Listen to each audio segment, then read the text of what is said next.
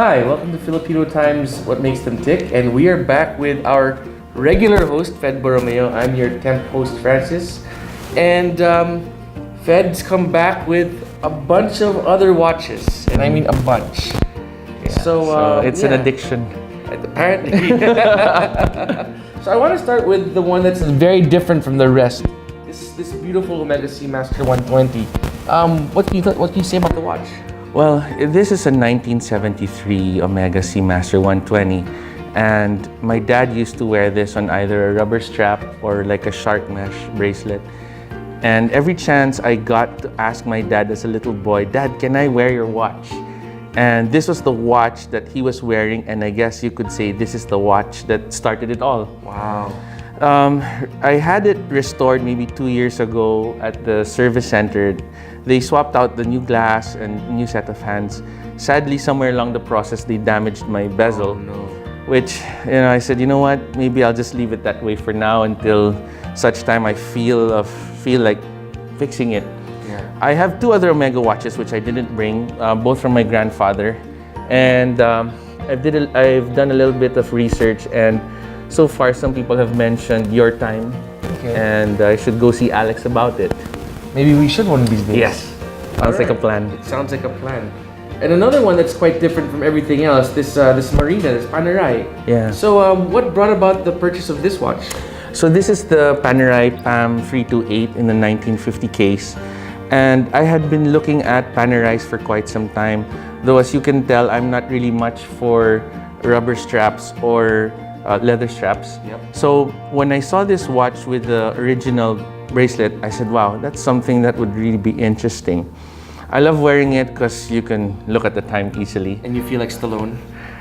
Or Schwarzenegger. Or Schwarzenegger for that matter. So it's very, very legible. I love the lume on it. I do just get tired of the weight sometimes.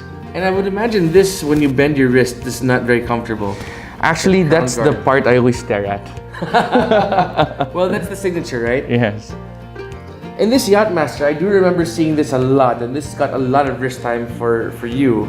Well, this is a 2002 Yacht-Master 1 in 40mm, and back then I had a 40mm Explorer 2 with the black dial, a Sea Dweller with a 40mm as well, and a Submariner 40. And believe it or not, which I regret until today, I sold those 3 pieces to buy this one. Well, I mean, you regret selling it, but I don't think you regret buying that. No. And the Polar, of course, the Explorer 2. This is a classic piece. I mean, everyone knows this watch. Well, first I was very intrigued by the orange text and the orange hand, which harkens back to the original, well, not the original, but the 1970s one, the Steve McQueen. Yes. I was also so curious about the 42mm case. And as I said, I had previously owned one, and I had the opportunity of buying one from a good friend, and he was kind enough to even send it to my house. Wow. Service with a smile. Yes. That's great. Speaking of Submariners, it looks like you made up for your old Submariner with the Serichrome one. Yes. I love the way this ceramic bezel looks, and I love the way that the super case is kind of like flared out. It's become more squarish compared to the older models. A bit more butch. And the glide lock, which is yes. fantastic. So it's getting a lot of wrist time. But I've only had this now for like a month, so some of the stickers are still on. I was gonna say that it looks like you just bought it, because I can still see those protection stickers on there. Yep, they're still there. This one is one of my favorite Rolexes because it's so unique, especially the Thunderbolt dial. I mean, how'd you come upon this Milgauss? Well, I was looking at the previous model with the matte black dial, and I was curious about it, although you can tell I always have to have a date on my watch, so it does not. So it was stopping me for a long time, but I was so intrigued by the sunburst dial, the blue color, and how the light reacts with the green glass. And again, it was just such a good deal, I couldn't pass up on it. It's a really colorful watch and very atypical Rolex. That's one thing too that drew me to it because And the case is very thick. I mean, well, it has the anti-magnetic case inside the iron case, so it's also a little bit heavy if you notice. yeah. It's a little bit thicker than the Datejust. How does it feel when wearing it? Does it do any noticeable difference when you're wearing it? No, but since it has that sunburst dial and the lightning bolt, I keep doing this. I would too. Yeah. And this Datejust too. It looks like you love the blue dials. Yeah, this one is a Datejust 2, so it has the 41 millimeter diameter, and I also had a Datejust 1 before. It was on a Jubilee strap, a Jubilee bracelet, and steel and gold with Roman numerals.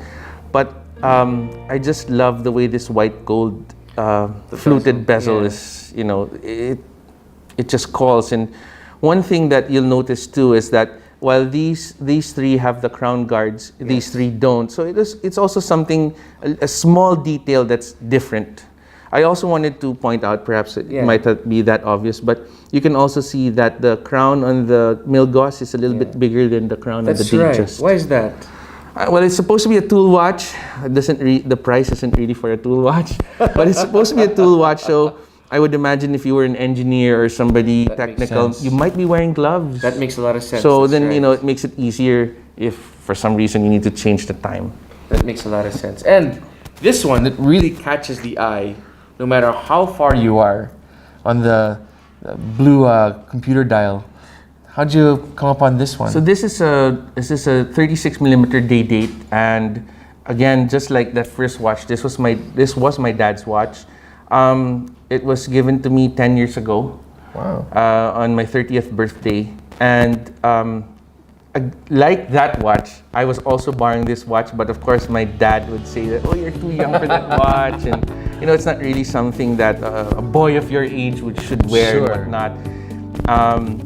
I have had the glass replaced and the hands replaced recently, but they didn't really do much of the polishing because we want to keep it as original as possible. I agree. I wear it occasionally, not because it's gold, but I guess it's because I want to preserve it.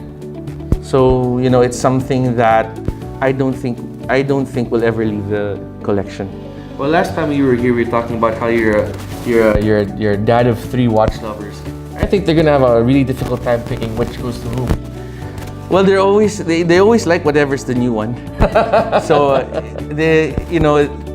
the eldest, I think, kind of likes he kind of likes the Milgauss and the Panerai. Okay. The second one, he's more into bling, so I think he has his heart set on the President. Yep. While the third son, he's still very young, so to him it's just a watch that his dad wears. So I don't think he's really picky yet about which one he would want.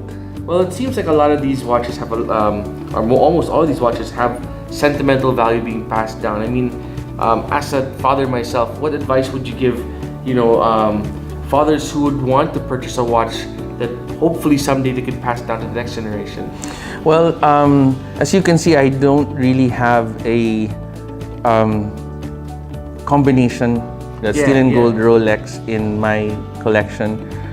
That would be something I think that is more versatile, but I guess it depends on the collector or the kids. But maybe something that would have, it would be in the middle, because well, a Rolex is usually something that you would wear on occasion. So maybe you want a little bit of a distinction compared to like a stainless steel one. So it is on my Grail watch list. Okay. And both watches are also Rolex watches. I would like to have a combination GMT Master 2. Okay. With the black dial. Black dial, yep. And I also have a lust for the solid gold yellow GMT Master 2 with the green dial. Oh, very nice. Very, very nice. So your kids will be lucky to have them. Eventually. they're gonna have to work hard and give me good grades. Amen. Yeah. That's words of wisdom. Thanks, guys, for tuning in again, and hope you enjoyed this show.